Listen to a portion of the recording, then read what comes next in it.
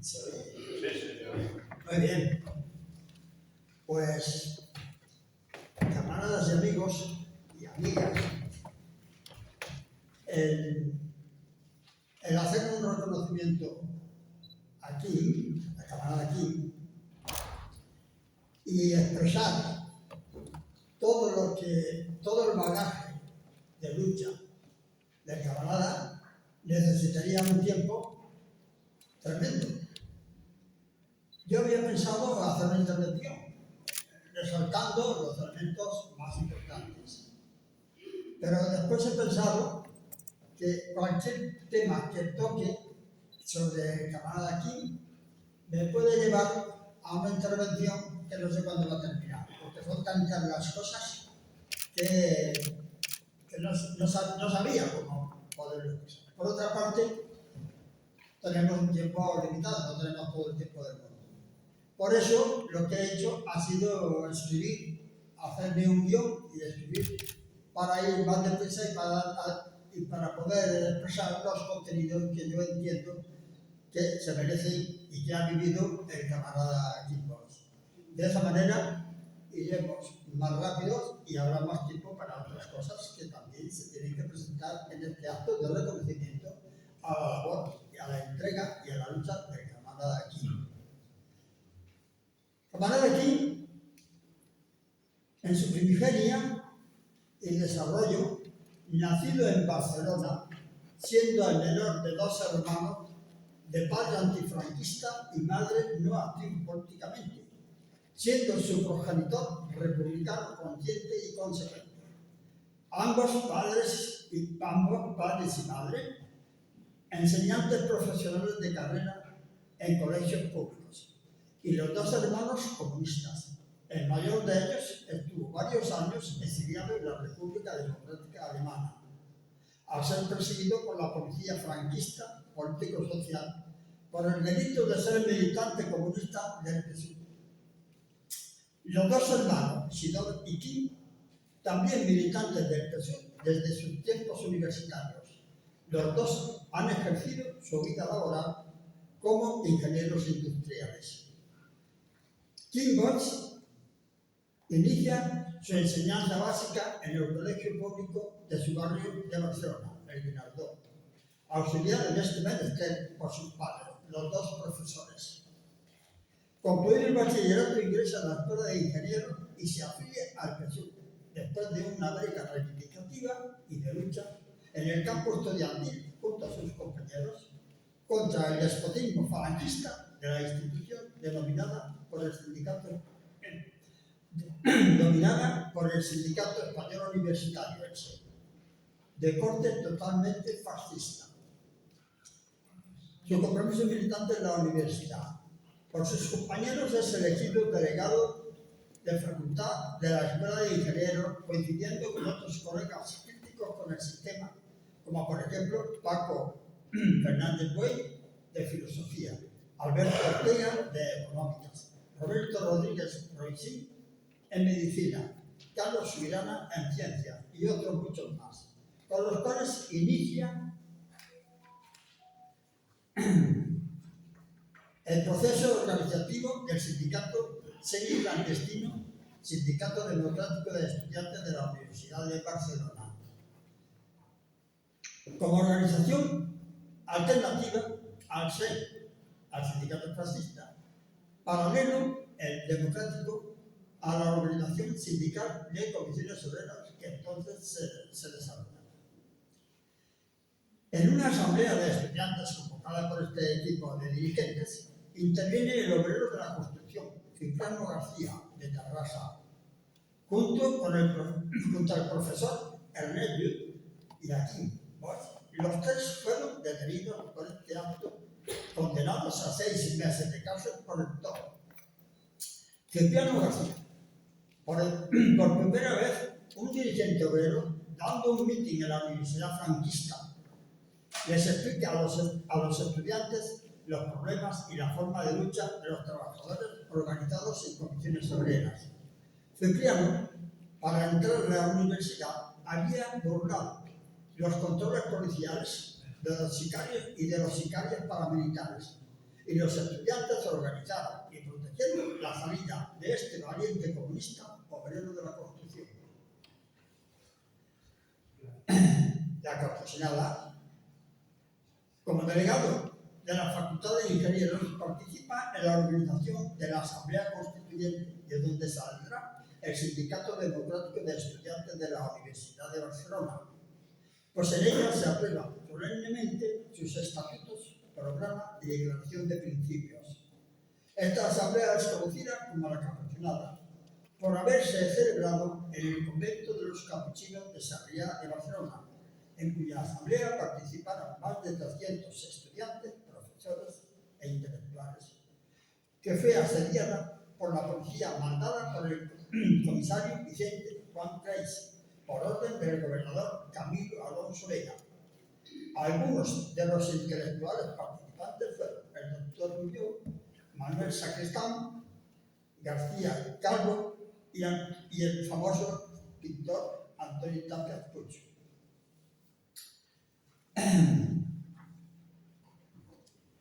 Por estos acontecimientos subversivos, entre comillas, fue excluido por 3 años de las universidades catalanas y de España.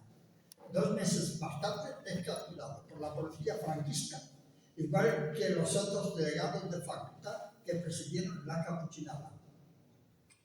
Conducido a la Jefatura Superior de Policía de Barcelona en Vía de la Lletana, es sometido a interrogatorios inhumanos, tumbado por una docena de agentes de la policía político-social y una vez derrumbado en el suelo, golpeado por todas partes de su cuerpo, más en el pecho y en el estómago, al mismo tiempo que es amenazado de muerte por asfixia, de ser troceado y echado al mar para hacer desaparecer sus restos. En protesta por estas torturas recibidas durante su detención, el 11 de mayo de 1966, unos 300 curas catalanes progresistas se manifestaron frente a la sede de la comisaría de Vía Vallecana de Barcelona. El propósito de los protestatarios era entregar una carta de desaprobación al comisario Creis. Pero los agentes de la policía alemana que custodiaban el edificio con refuerzo de más armados disolvieron con saña y violencia dicha manifestación, cosa que mereció el repudio general y el escándalo de la prensa internacional. 3 años después, 4 de estos testigos fueron juzgados y condenados por el Tribunal de Orden Público, pero el Consejo de Ministros franquista los intentó. Por otra parte, la madre de Kim Boyce presentó una querella por malos tratos a su hijo, que fue archivada con la excusa de que el informe del forense, hecho un mes después de las torturas, decía que no se apreciaban rastros de los golpes recibidos. Kim, estando en busca y captura, se casó el 6 de agosto de 1968 por vía civil con la militante comunista Michelle Lefortier, que fallecería el 3 de abril de 2007 después de una larga enfermedad, dado que había de cumplir en la cárcel los 6 meses de una de las condenas del top, sin que el juez supiera que el contrayente se hallaba en busca y captura. Actualmente vive con su compañera Mercedes Escudé Sicar, con la que comparte sus actividades políticas revolucionarias. Sin embargo, su entrega a la lucha revolucionaria hizo que la policía político-social del régimen franquista practicara en él 11 detenciones, siendo en 3 veces torturado y condenado 2 veces por todo. Fue expulsado, como ya hemos dicho, de todas las universidades de España y enviado, después de 3 meses de milicia universitaria, a cumplir el servicio militar obligatorio al completo, sin descontarle los 3 meses que ya había hecho en milicias, y mandado al Sahara. occidental y destinado al batallón disciplinario de caballerizas en Cabeza Playa, en el Ayun, precisamente donde se habían desarrollado los sucesos de 1957 y 1958 en la guerra del Sidi. Esto los jóvenes seguramente que no lo recuerdan o no se los habrán contado. Pero yo me acuerdo de eso muy bien porque además estaba en el parque de artillería de Granada haciendo la mili y me tocó preparar muchos paquetes de bombas y metralla para la defensa. Porque el parque de artillería es donde tenía el ejército, tenía sus arsenales. Pero por más obstáculos e impedimentos que le pusieron, su compromiso de militante comunista no desvaneció, ni como activista ni como lector del Mundo Obrero, órgano del PCE, y Treball, órgano del PSUV, proporcionado a través de sus contactos con el comunista canario Fernando Sagaceta, lectura que solo podía realizar en la playa, cuya estafeta era un hoyo en la arena en donde cuando lo leía volvía a meter, a ser enterrado como si fuera un cajón de un despacho. Y como el brazo opresor del régimen era insaciable, el cabo King Boyce es degradado a soldado raso por orden del Estado Mayor, nada más recibir la información de que el estudiante comunista había sido galardonado al mérito de cabo. Esto no pasó en el Sáhara, pasó haciendo las milicias. Claro, porque allí ya, cuando estaba en el Ayun, ya todo el mundo, o sea, todos los bandos y el ejército ya sabía de las características que tenía el camarada. Allí coincide con Paco Fernández Puey, otro represaliado y conocedor, y conoce al soldado Taller de Santa Coloma de Gramenet, otro comunista de la Constitución que tampoco estaba allí por su propia voluntad. Tiene su historia también. Tanto Fernández Puey como el King se ofrecieron a organizar en el batallón la escuela del soldado y ambos ejercieron en el cuartel la pedagogía de la enseñanza a la tropa.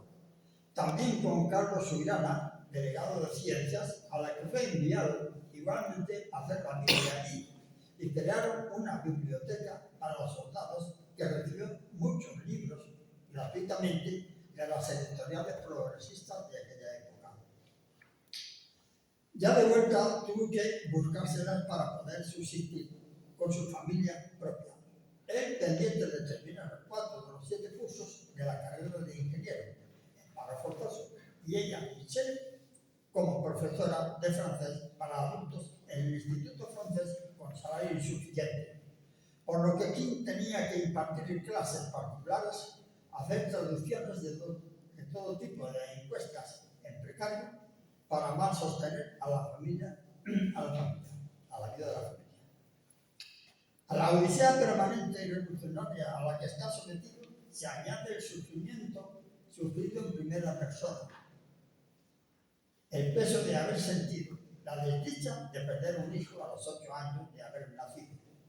A consecuencia de tantos avatares, Michelle, cuando quedó embarazada de David, su primer hijo, los sofocos por una de las detenciones de King, del que no pudo tener noticias durante días, le hacen perder demasiado peso a los 3 meses de su embarazo, cuya secuela hace que el niño naciera con malformación cerebral y así permaneció hasta su fallecimiento.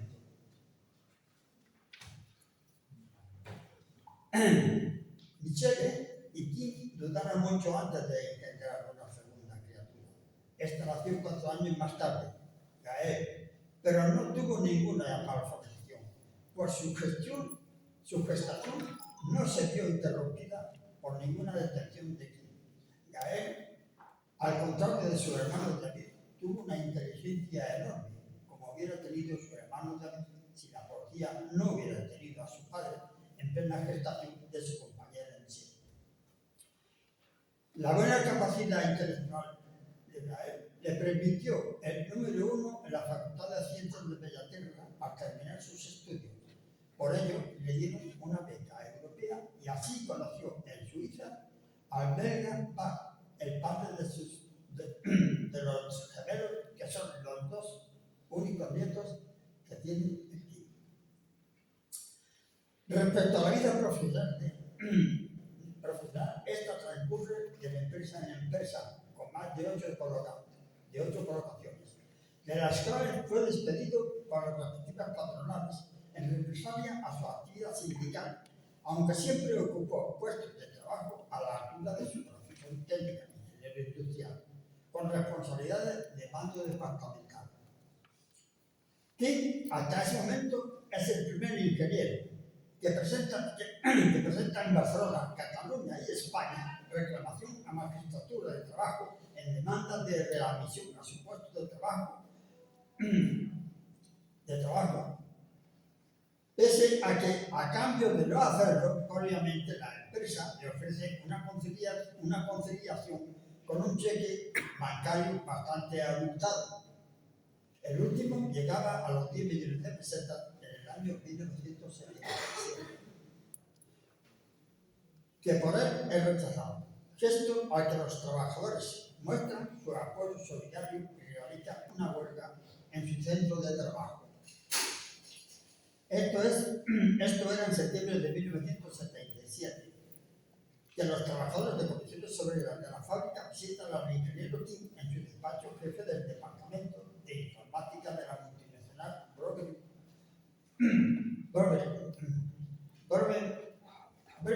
es que lo pronuncio, tengo dificultad. Empresa suiza que fabricaba grandes generadores para buques centrales eléctricas.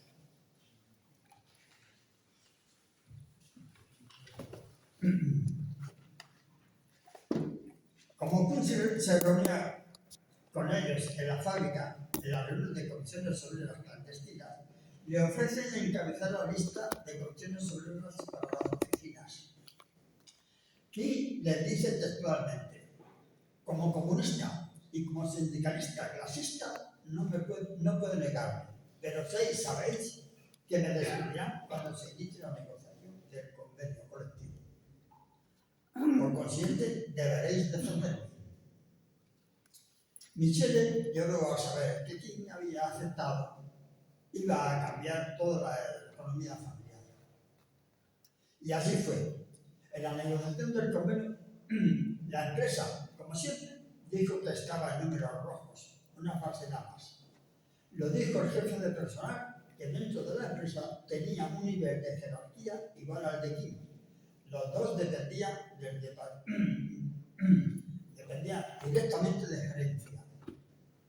King replicó al jefe de personal que esta afirmación era falsa, pues así lo había leído tanto el jefe de personal como King en los documentos internos que era su obligación leer y estudiar. King no transgredió su obligación de hacer públicos datos concretos de la economía de la empresa, pero, aunque dijo la verdad, fue el despedido de la empresa. Por ello, los trabajadores hicieron huelga de 24 horas el día del juicio en magistratura de trabajo y trabajaron desde Sabadell a Barcelona para apoyar al ingeniero. Algo nunca visto en magistratura. Además, cantaron la internacional antes de subir al piso donde se llenaron la sala del juicio y quedaron más abajo fuera del edificio porque no cabían. En las fotos se ve aquí en las manifestaciones y en esta lleva en brazos a su hija de 4 años en los hombros, a hombros. Les dicen democracia y no lo es.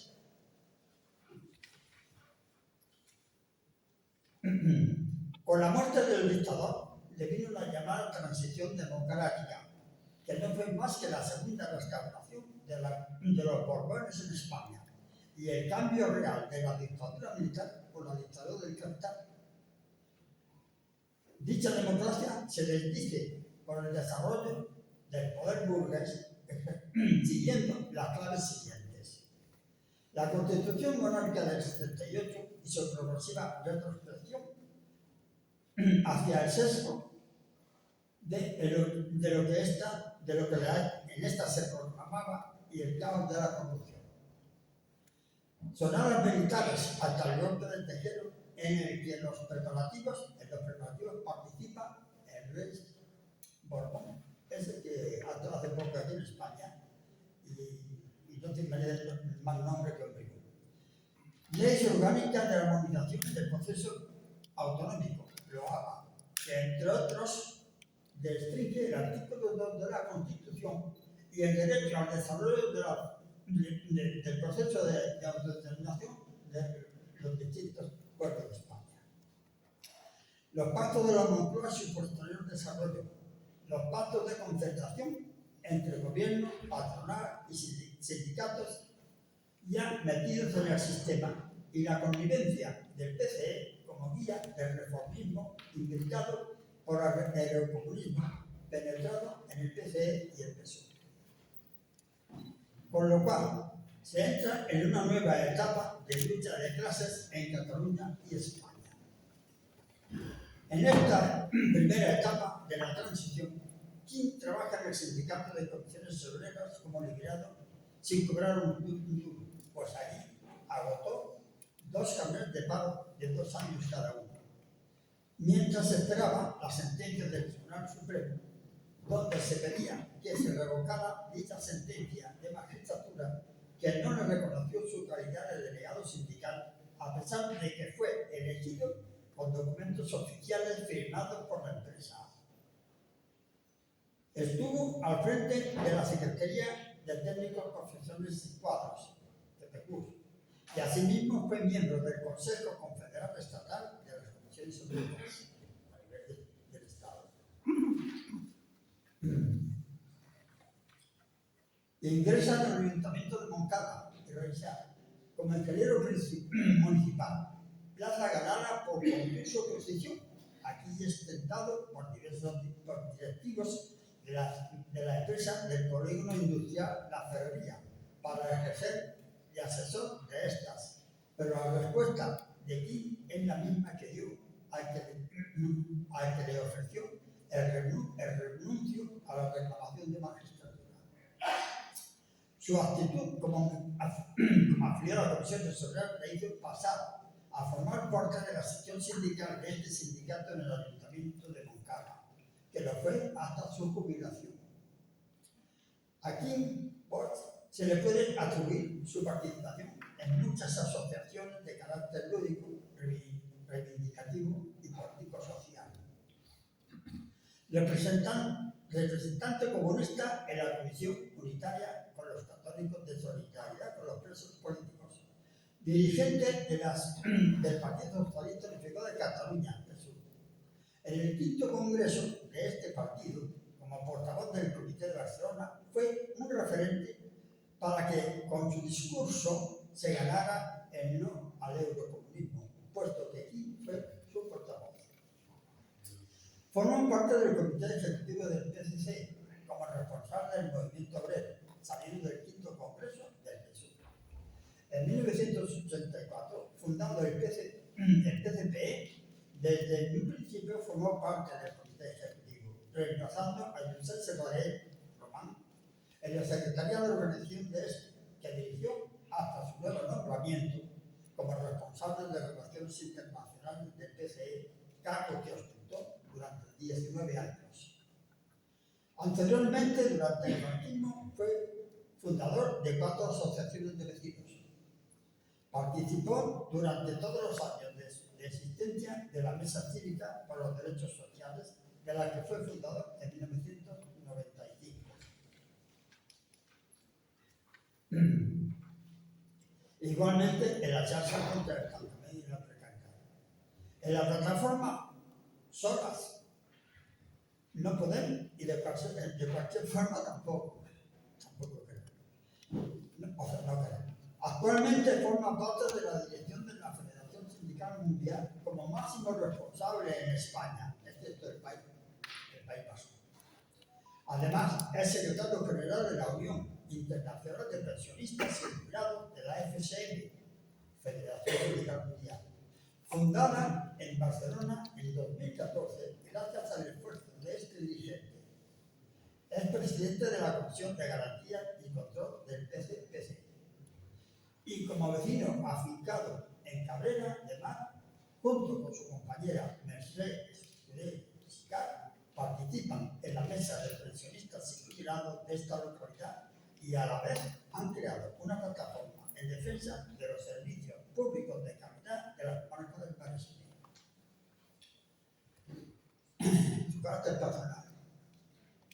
El camarada aquí es un militante comunista marxista-leninista, un revolucionario insobornable para el servicio de la clase obrera, de la libertad, de la cultura y de la democracia socialista y comunista.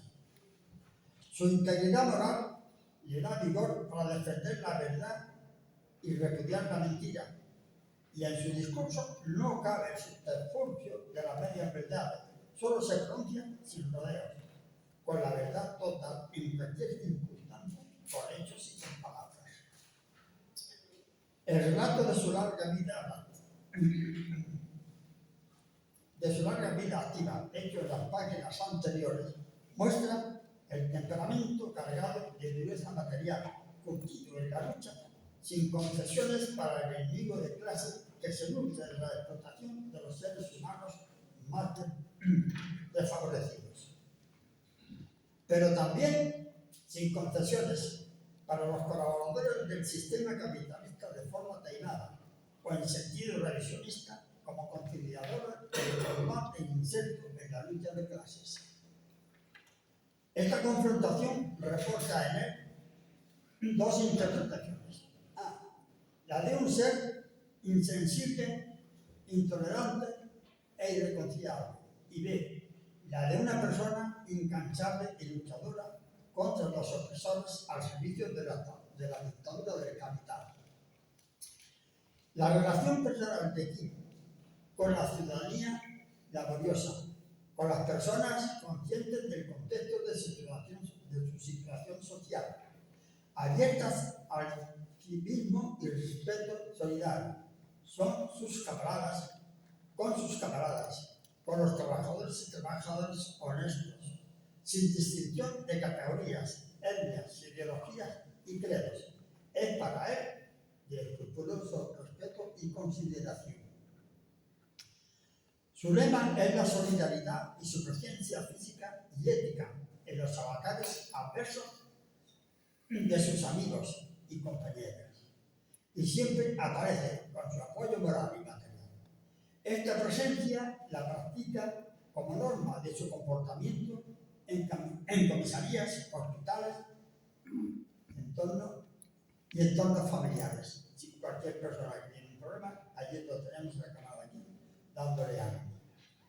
Su concurrencia es apreciada en el ámbito de la lucha solidaria, en concentraciones, manifestaciones y reuniones de debate de carácter político y social, en donde colabora de forma constante y constructiva con aportaciones y con su firma personal, y lo mismo en representación orgánica de las organizaciones que lidera. Kim siempre está presente en cualquier escenario del campo de batalla, en la calle, en el campo y en los circuitos cerrados. Siempre está con su guardia montada, como arma defensiva y ofensiva es su ordenador portátil, en donde dispara al enemigo como si la computadora fuera un fusil de repetición.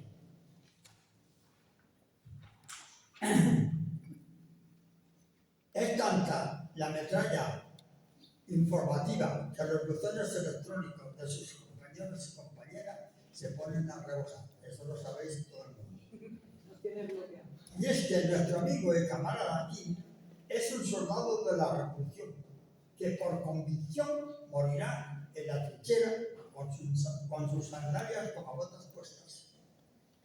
Camaradas y amigos, larga vida a camarada y que siga, y estamos convencidos de que hasta su muerte seguirá siempre extendiendo todo lo máximo que tenemos.